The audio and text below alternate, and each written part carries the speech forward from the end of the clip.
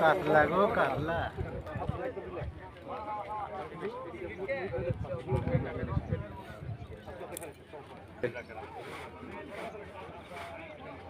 এটা কত 5 কেজি হবে 5 একটু পিঠে চলে আসুন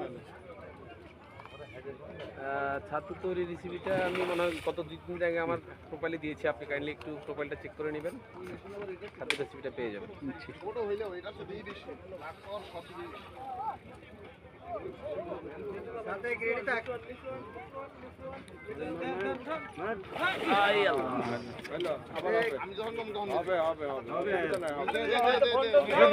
না না হয় নাই হয় নাই না এবার মাশাআল্লাহ।